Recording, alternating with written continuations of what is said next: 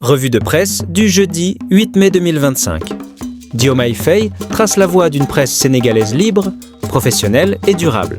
Lors du Conseil des ministres de ce mercredi, le président Bassirou Diomaye Faye a souligné l'importance stratégique du secteur de la presse dans le développement démocratique du Sénégal. Il a instruit le gouvernement de renforcer le dialogue avec les acteurs des médias afin de soutenir leur professionnalisation, tout en adaptant le secteur aux défis posés par la révolution numérique et l'émergence de l'intelligence artificielle. Le chef de l'État a également insisté sur l'impératif d'une régulation efficace des réseaux sociaux dans le respect des lois en vigueur. Dans une volonté de bâtir un écosystème médiatique viable et responsable, le président a chargé les ministres concernés de mettre en œuvre, de manière concertée, les recommandations issues des organisations professionnelles du secteur. Il a également demandé la mise en place d'un cadre rénové de financement pour les entreprises publiques de presse, incluant la RTS, Le Soleil, l'APS et TDS SA, afin de garantir un suivi rigoureux de leur plan de développement et d'assurer leur transformation durable. Pacte social et jeunesse en action, Sonko trace les chantiers du renouveau sénégalais. Lors du Conseil des ministres du 7 mai 2025, le Premier ministre Ousmane Sonko a détaillé les premières étapes de mise en œuvre du pacte national de stabilité sociale signé avec les partenaires sociaux.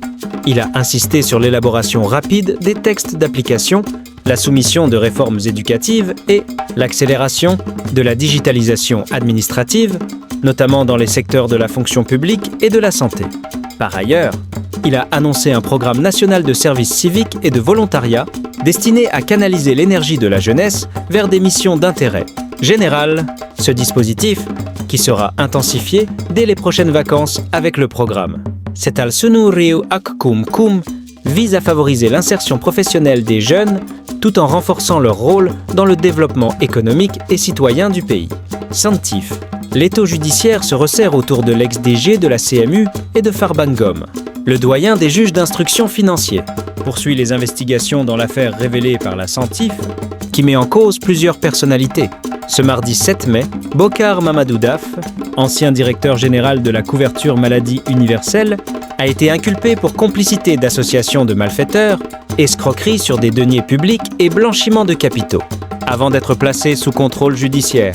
Son implication serait liée à une transaction foncière douteuse de 35 millions CFA impliquant Farban Ngom. Déjà incarcéré, Farban Ngom, maire des Agnam, est poursuivi dans une affaire beaucoup plus vaste portant sur 31 milliards CFA. Il fait face à des chefs d'accusation similaires dans ce qui s'annonce comme un dossier explosif, mêlant fraude foncière et détournement de fonds publics à grande échelle. Trafic de billets noirs. Les douanes sénégalaises frappent fort, avec plus de 7,8 milliards CFA saisis. Dans une série d'opérations coup de poing menées à Dakar, Thiès et Fatick, les douanes sénégalaises ont saisi des billets noirs d'une valeur totale, estimée à 7 851 milliards CFA, marquant un tournant majeur dans la lutte contre le faux monnayage. La plus spectaculaire de ces interventions, réalisée dans la nuit du 1er au 2 mai par la brigade mobile de Pikine, a permis d'intercepter 10 millions d'euros et 1,5 million de dollars en coupures dissimulées, soit plus de 7,5 milliards CFA. Quelques jours auparavant, une autre saisie de 333 millions FCFA a été effectuée par le GPR avec 2 nouvelles arrestations. Ces opérations, rendues possibles par un renforcement du dispositif de renseignement, témoignent de la détermination des douanes à éradiquer la criminalité financière. Les autorités appellent désormais les citoyens à redoubler de vigilance pour démanteler définitivement ces réseaux. Mali. Assimi Goïta suspend les partis politiques à la veille d'une contestation majeure.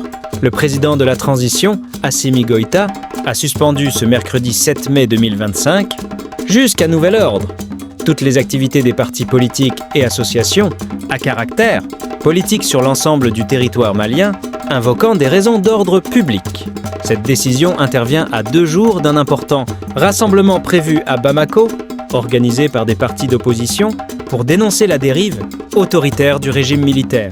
Cette mesure, annoncée par communiqué sur la télévision nationale ORTM, est perçue comme une réponse directe à une contestation croissante contre le maintien des militaires au pouvoir sans élection.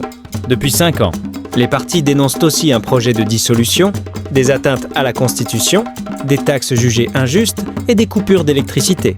Malgré la suspension, les leaders de la contestation annoncent vouloir poursuivre leur mobilisation. Merci d'écouter et abonnez-vous.